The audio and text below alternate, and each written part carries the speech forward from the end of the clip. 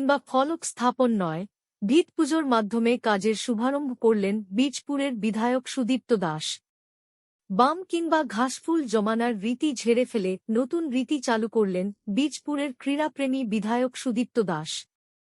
পূর্বতন দুই সরকারের আমলে উন্নয়নের ক্ষেত্রে শিলান্যাস কিংবা ভিত্তিপ্রস্তর স্থাপন করা হতো, কিন্তু অধিকাংশ ক্ষেত্রে তা বাস্তবায়িত হতো না।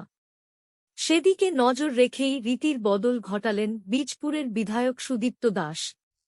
তিনি সরাসরি ভিত পুজোর মধ্য দিয়ে কাজের শুভারম্ভ করলেন।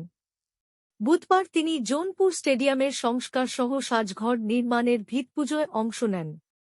সুদীপ্ত জানান, আগে সাজঘর নির্মাণ হবে, তারপর আন্তর্জাতিক মানের খেলার মাঠ গড়ে তোলা হবে। তবে মাঠ দেখভালের জন্য একটা কমিটি গঠন করা হবে।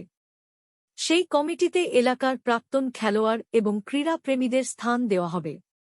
বীজপুরের বিধায়ক জানান, সাজঘর নির্মাণের জন্য ইতিমধ্যেই সরকারের তরফে ১ কোটি টাকা বরাদ্দ করা হয়েছে। তবে মাঠের আয়তন যাতে না কমে, সেদিকে নজর রেখেই আগে মাঠটিকে ঠিক রাখতে হবে।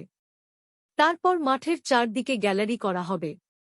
উক্ত অনুষ্ঠানে এদিন হাজির ছিলেন হালিশহরের প্রাক্তন পুরপ্রধান রাজু সাহানি, কাঁচরাপাড়া পুরসভার প্রশাসক, এক্সিকিউটিভ অফিসার, ফিন্যান্স অফিসার সহ ক্রীড়াবিদ এবং ক্রীড়াপ্রেমীরা। কাজ শুরু হয়নি, এখানেও তাই দেখেছি। আমরা শুনেই আসছি যে বাম আমলে এখানে স্টেডিয়াম করার কথা ছিল, বাস টার্মিনাস করার কথা ছিল, তারপরে তৃণমূল এলো, তারা এখানে ফলক লাগাচ্ছে, এখানে ফলক লাগাচ্ছে, স্টেডিয়াম হবে। এই গল্প তো আপনারা এই অঞ্চলের মানুষ হিসেবে সবাই শুনেছেন। তো আমরা ওই জন্য ঠিক করেছি আর শিলান্যাস নয়, আবার একটা ফলক লাগিয়ে শিলান্যাস নয়, আমরা তাই ভিত পুজো করলাম, কাজ শুরু হবে। এখানে সাজঘর নির্মাণ হবে, মাঠ তৈরি হবে।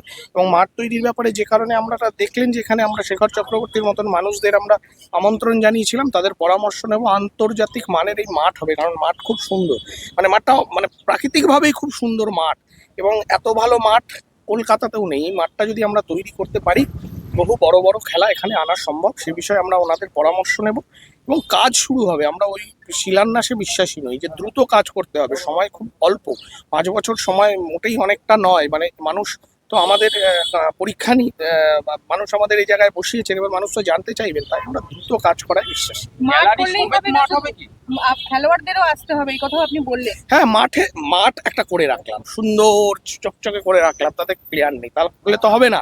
তাহলে সে ব্যাপারে দায়িত্ব দিতে হবে যে এখানকার যারা ফুটবল প্রিয় মানুষ, খেলা প্রিয় মানুষ, এবং যারা কাঁচরাপাড়ার নাম উঁচু করেছেন, মানে ভারতবর্ষে যারা কাঁচরাপাড়াকে চিনিয়েছেন নিজেদের খেলার মাধ্যমে, সেই মানুষগুলোকে আমরা যুক্ত করছি। এবং এই মাঠের জন্য আমরা আগামী দিনে একটা কমিটি তৈরি করব, যে কমিটিতে এই মানুষগুলো থাকবেন এবং তারা খেলার পরিবেশ তৈরি করবেন। ছেলেমেয়েরা মাঠের প্রতি আকৃষ্ট হবে, আসবে, প্লেয়ার তৈরি হবে, তারা বিভিন্ন জায়গায় ভারতবর্ষে খেলতে যাবে। ভারতের মাথা, মানে কাঁচরাপাড়ার মাথা উঁচু।